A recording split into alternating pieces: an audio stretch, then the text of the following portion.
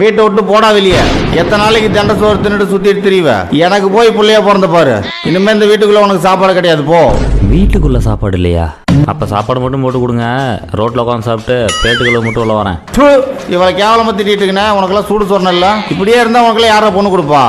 நீங்க ஒண்ணு எனக்கு பொண்ணு பார்க்க வேணாம். நான் ஆல்ரெடி யாரை வீட்டுக்கு வெளியே வர சொல்லிட்டேன். அவன் வந்ததும் அவளை கல்யாணம் பண்ணிக்குவேன். டேய், உனக்கே நான் தான் சோறு போடணும். இதுல இன்னொருத்தி வேற கூட்டு வரியா நீ? அதெல்லாம் நாங்க பார்த்து. ஹலோ டேய், நான் வீட்டை விட்டு வெளியே வந்துட்டேன்டா. எங்க அம்மாக்கு வேற தெரிஞ்சு போச்சு. கால் பண்ணிட்டே இருக்காங்க. உங்ககிட்ட பேசணுமா? நீ கான்ஃபரன்ஸ்ல போடு, பேசலாம். என் அத்தை என்கிட்ட பேசுறாங்களாம், கேளுங்க. ஹலோ, அந்த பரிதேச்சி கூட போயிருக்கீங்க. அந்த பரிதேச்சி உன்னை நல்லா வச்சுன்னு இருப்பானா? அவனுக்கு ஊடுக்குதா? அவனுக்கு வாசலுக்குதா? அவனுக்கு போட்டுக்கு துணிக்குதா? அந்த பரிதேச்சி அவன் பிச்சைக்காரண்டி.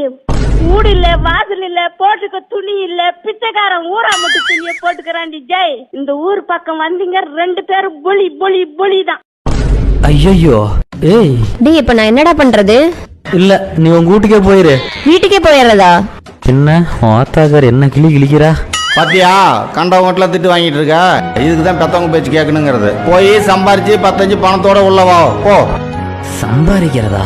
பசிக்குதே. நல்லா புத்தியில வரைக்கிற மாதிரி சொல்லியிருக்கோம். இனிமேலாவது திருந்துறானான்னு பாப்போம். இன்னைக்கு என்ன குழம்பு வச்சிருக்காரோ தெரியல. இவன் எப்படி உள்ள